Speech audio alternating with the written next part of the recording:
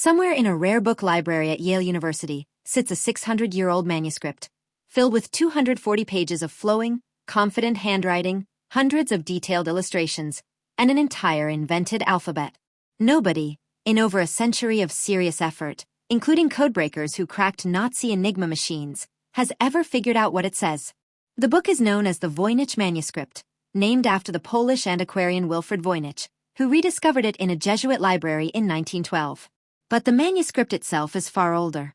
Radiocarbon dating places its creation in the early 1400s, and its earliest confirmed owner was Holy Roman Emperor Rudolph II, who purchased it in the early 1600s for 600 ducats, an enormous sum at the time, reportedly believing it was the work of the medieval philosopher Roger Bacon. Here's what makes the manuscript so genuinely bizarre once you actually look inside it. It's organized into distinct sections covering botany, astronomy, biology, cosmology, and what appear to be pharmaceutical recipes, complete with detailed illustrations throughout. But none of the illustrations match anything real. The botanical section depicts plants that don't correspond to any known species on Earth. The astronomical charts show star patterns and celestial arrangements that don't match any documented sky, from any location or time period historians have checked.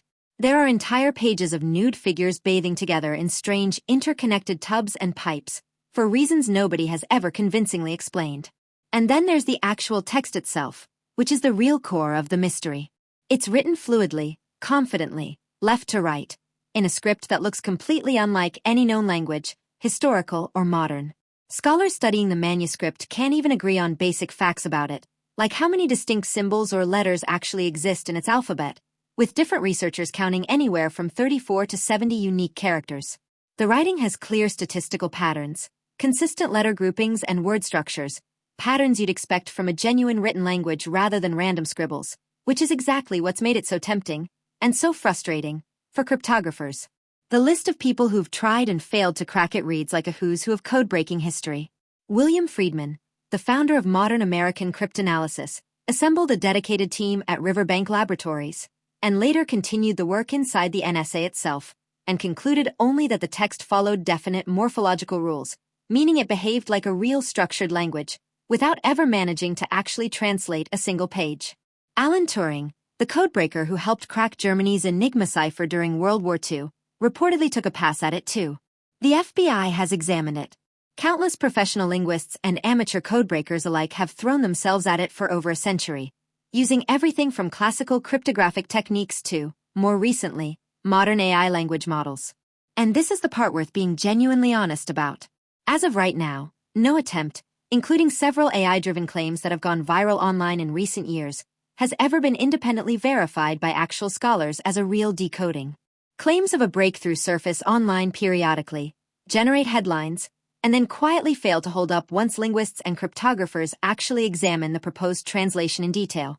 The manuscript remains, genuinely and currently, undeciphered.